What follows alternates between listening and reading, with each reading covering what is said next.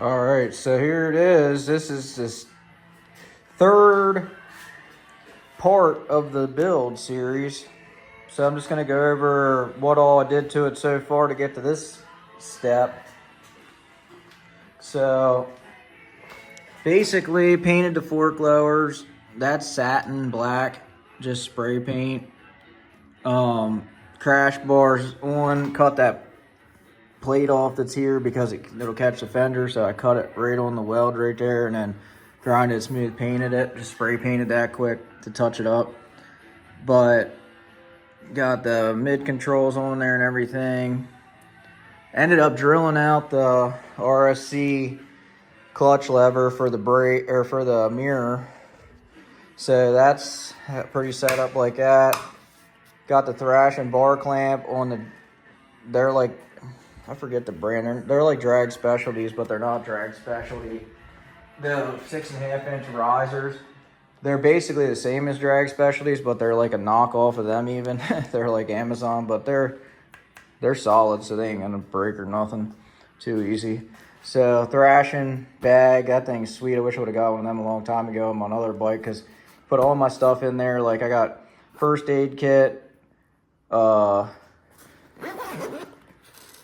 my glasses, a gun, extra mag, tourniquet, stop the bleed stuff just in case anybody wrecks.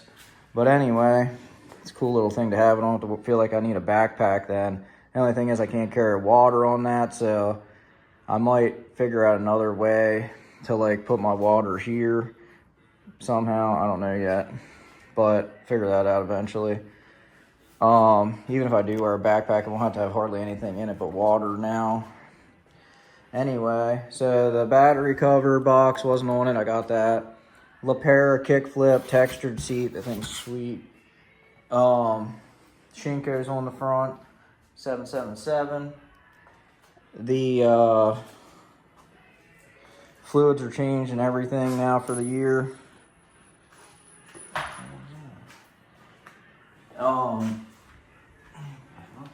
Other than that, though, the next step will probably be oil pan mod, which I have a Cometic oil pan gasket. I'm waiting for the brass pipe, and I have the tap and stuff because I already did it before, and I actually bought 2 gaskets the last time.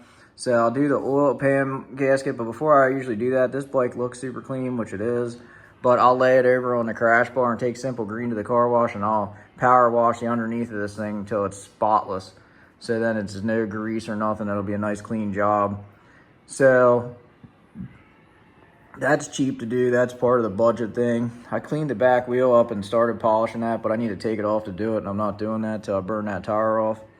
So that's pretty much that. But that riser setup looks pretty good, I think, for the price. Like probably about a quarter to a fifth of the price of actually 6.5 inch thrashings. And like literally with the bar bag on there, you wouldn't even see the thrashing ones anyway. So, I mean, it's pretty nice looking, I think. But other than that, though, I got an Elite 1.5 finger lever to be about this long coming.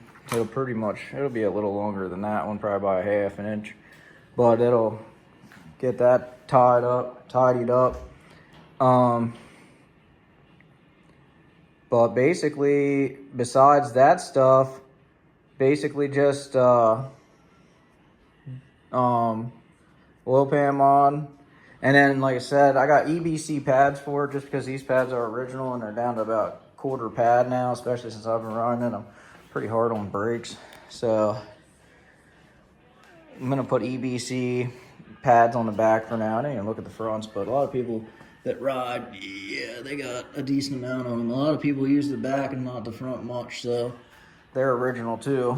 And they're like 3/4 pad, and the backs were down to quarter. The guy probably barely ever used the front brakes much at all. So other than that, though, like I said, I might find some black pegs for them, because them things they wouldn't be terrible looking if they weren't. They don't look that bad down, but up they look kind of like retarded looking. So I'm kind of gonna get some black, something else for the back there, something cheap off eBay probably. Thought about doing the P54 Slims on the back, but I'm not trying to spend that kind of money right now on pegs. So an exhaust, it'll have a Bassani Road Rage 3 on it. And I have a Big Bear mount too, so them things aren't really in the budget. I mean, you could use this exhaust and it's a Screaming Eagle, you could use stock, whatever. I had stock on my last one, but when I get the Big Bear, I'll cut this in half here and I'll spread it apart. The distance of the Big Bear is about the thickness, probably about, I don't know, 1/4 inch thick maybe on each side, so it's about a 1/2 inch. I'll have to widen this, and then I'll find a piece of pipe that fits inside of there, and ideally find a piece of pipe this size too, and then slide the piece of pipe in there, and then just leave a gap, and I'll weld it and then grind it smooth, and that'll be good since it bolts all onto here. But I did that with my last one. I actually had my buddy do it, but I can do it. I have a Lincoln welder right there. So that'll be eventually. So basically the only things left of this, which will be like the final phase of the build, will be Bassani Road Rage 2-in-1 stainless, oil pan mod, Big Bear motor mount, a new stock rear motor mount, just so then it's real tight. I mean, I might really not need to do it because these motor mounts are pretty much like brand new on this thing, but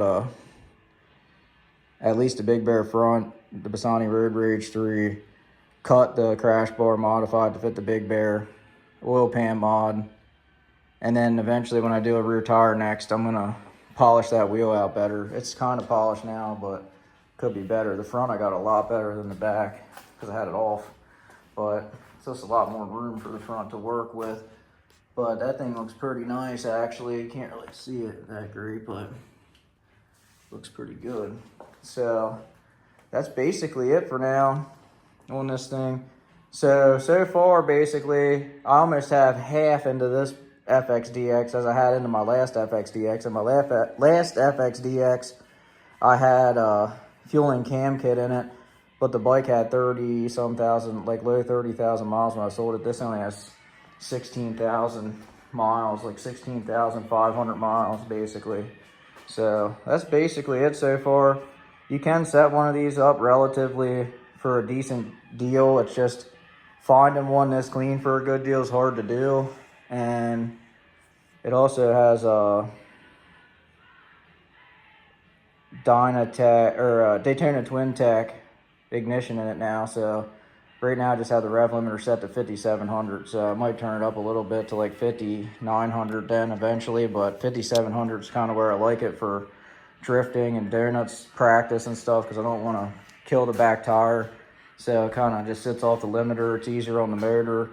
5,700 is a pretty safe bet to learn stuff like that on. I mean, you could turn it up if you want to get real wild, but it's easier on the bike too to set it to that, I think. So that's just what I'm going to keep it at for probably a while. But yeah, that's basically it for now. So stay tuned for the final phase of the build.